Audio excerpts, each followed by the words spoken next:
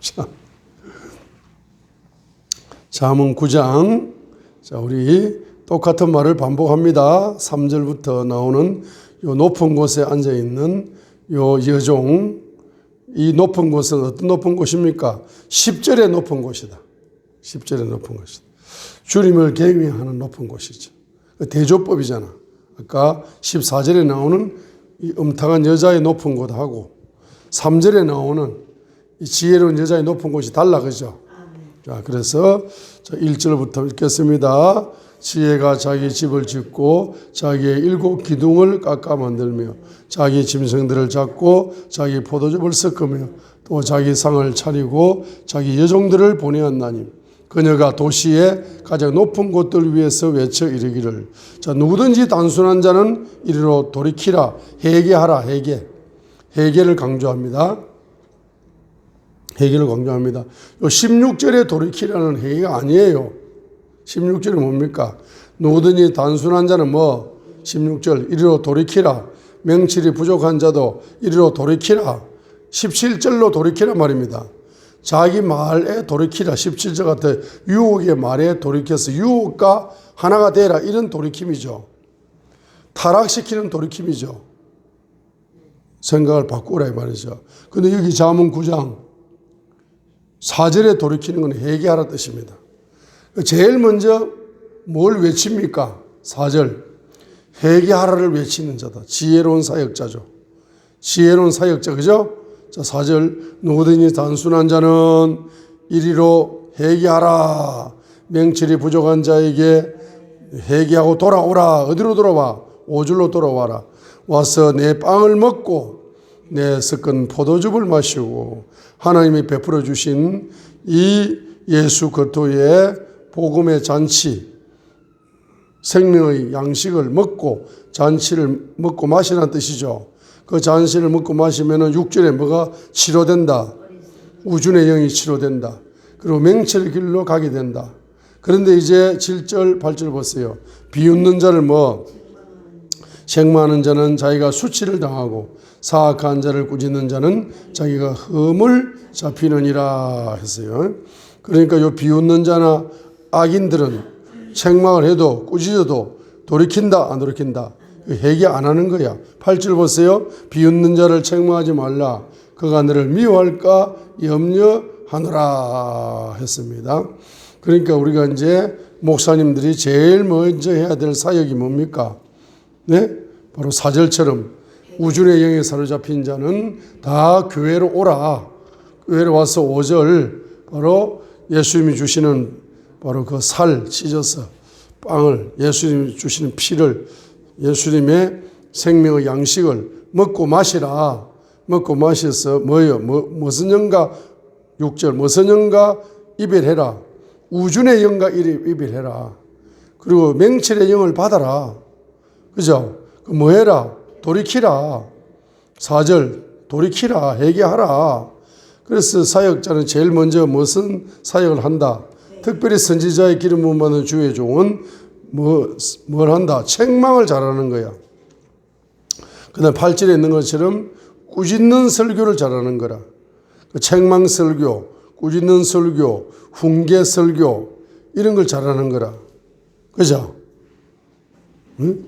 그래서 단순한 자, 우준의 영에 사로잡힌 사람은 자기 생각의 감옥이 최고이기 때문에 그 사람들을 생각의 감옥에서 끄집어내려면 뭘 잘해야 된다? 책망을 통해서, 꾸짖음을 통해서, 훈계를 통해서 뭡니까? 그 자기의 우준의 영의 감옥에서 뽑아낼 수가 있죠. 그런데 이 악인들은 끝까지 염소간에, 양은 회개하지만 염소는 뭐 하지 않는다? 회개하라고 외치는 목사님을 마음속으로 미워한다. 예? 그죠? 너를 미워한다. 8절. 그래가지고 여기 교회 아니면 없나? 다른 교회 가버린다. 다른 교회 가니까 목사님은 내가 아무리 잘못해도 사랑한다. 축복받으라. 위로해주고 얼마나 좋아. 그렇게 신앙생활을 해야지. 날마다 책망이나 하고 날마다 꾸짖고 훈계하니까 이거 재미가 없어서 여기 못 이겠다 하고 염소처럼 도망을 가버린다. 자, 그래서 바로 브라스의 법칙이 9절이다. 브라스의 법칙. 지혜로운 자에게 뭘 주라? 훈계를 주라 말은 8절에 책망과 8절에 꾸지람과 9절에 훈계죠. 그 책망, 꾸지람, 훈계를 주라는 이야기죠. 이걸 주게 되면은 그가 뭡니까? 더욱 지혜롭게 플러스가 된, 지혜가 플러스가 되고, 그 다음에 어려운 자를 가르치는 거죠. 그러면 한마디로 이 사람들은 뭐 한다? 배우기를 좋아한다. 배우기를 좋아해. 그러니까 학식이 뭐 영적인 지식이 뭐 증가된다. 플러스가 된다. 플러스가 된다. 그 다음에 잠언 1장 23절 보세요. 어마무시하게 플러스가 된다. 잠언 1장 23절.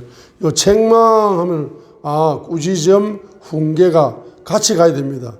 책망 한 단어만 리프루프, 책망 한 단어만 생각하지 말고 인스트덕션, 훈계, 요 리부크, 꾸지람 이 세 가지를 같이 집어넣어야 됩니다.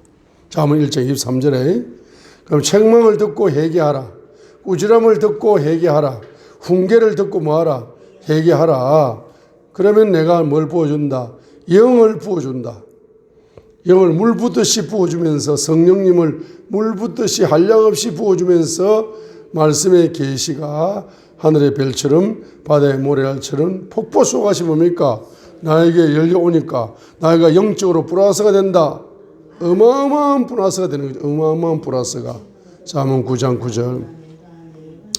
잠언 9장 9절. 그래서 제가 오늘 새벽에 시를 한 수 써서 잠언 기도학, 어제 잠언 기도학 했죠. 잠언 기도학을 가지고 잠언을 가지고 기도 시를 하나 써가지고 여러분에게 보냈습니다. 핸드폰으로.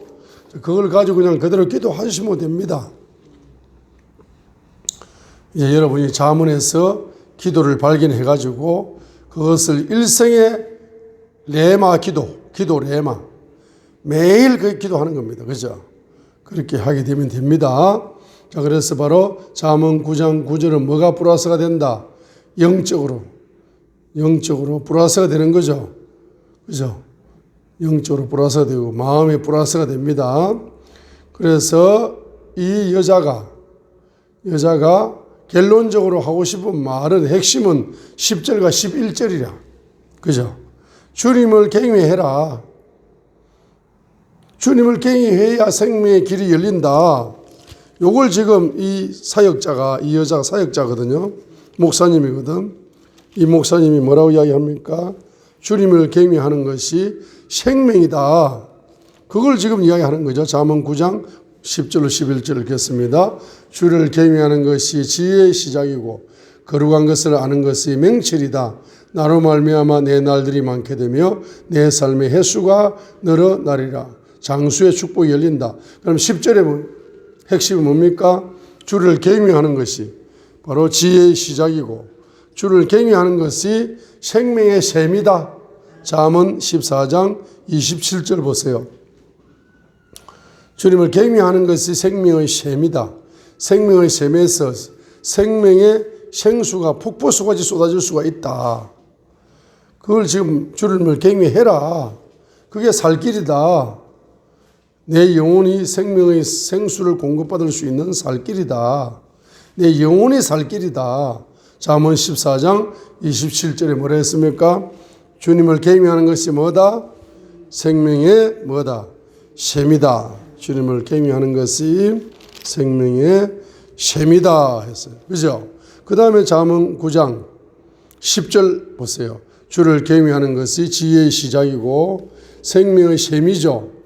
잠언 14장 몇 절? 27절이죠. 그 다음에 잠언 9장 10절 하반절 보세요. 거룩한 것들을 아는 것이 뭐다? 명철이다. 잠언 9장 10절 하반절 거룩한 것들을 아는 것이 명철이다. 그럼 명철을 얻으면은 잠언 16장 명철을 얻으면은 그것이 뭘 얻는 거다? 22절. 잠언 16장 22절. 명철이 있는 자에게는 그것이 생명의 원천이다. 잠언 16장 22절. 명철이 있는 자에게는 그것이 생명의 원천이다. 그죠? 생명의 원천. 그러면은 잠언 9장 10절은 이 꼴은 뭡니까? 바로 생명의 셈 플러스 생명의 원천이죠. 자, 잠언 9장 10절이 두 가지죠. 첫 번째는 잠언 10 몇 장이에요? 잠언 14장 27절에 생명의 셈 플러스 잠언 16장 22절에 생명의 원천입니다. 그래서 그러니까 갑절에 뭐가 열린다? 갑절에 생명의 수가 터져오는 거죠. 잠언 9장 10절. 갑절에 생명의 수가 터져오니까 생명의 셈을 통해서 뭐가 열린다? 영혼이 급성장하고 주님의 신부로 급성장하고 생명의 원천을 통해서 건강과 장수의 축복이 열렸어. 갑절의 축복이 열리는 거죠. 자, 그래서 잠언 9장 1절로 12절에서는 이 지혜로운 사역자, 지혜로운 여인이 여자가 사역자입니다. 그죠? 자, 이런 역사가 납니다. 그래서 이제 여러분에게 뭐가 열린다? 바로 방언기도 보세요. 방언기도 보시면 7번째 A4 용지를 보세요. 방언기도를 하면 할수록 7번째가 열리죠. 7번째가 뭡니까? 바로 해 속에서 지혜 언어 선순환이 열어주는 기도가 열리는 거죠. 지혜로운 기도가 열리는 거죠. 그럼 지혜 그러면은 잠언서잖아.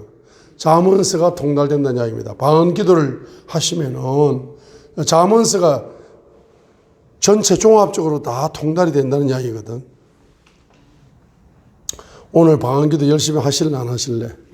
할렐루야. 방언기도 하시면 뭐가 열린다? 잠언서가 통달된다. 그러면 보세요. 잠언 1장부터 몇 장까지? 8장까지 지혜의 가치가 이렇다. 그래서 네가 어리석음을 선택할래? 지혜를 선택할래? 둘 중에 하나를 선택을 해라. 그죠? 그래서 지혜는 갱매의 영은 지혜의 시작이니까 또 갱매하면 맹철이 오니까 생명의 근원과 생명의 원천이 열려서 뭡니까?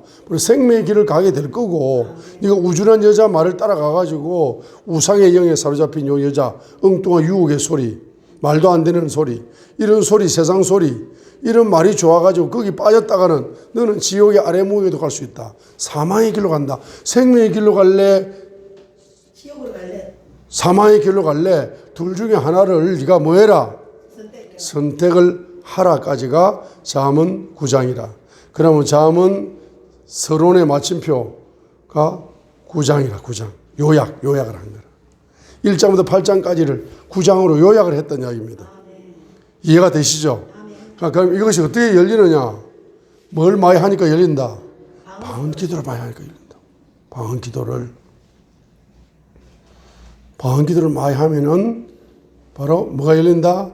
지혜로운 기도가 열려. 방언기도는 지혜의 기도야. 지혜의 기도.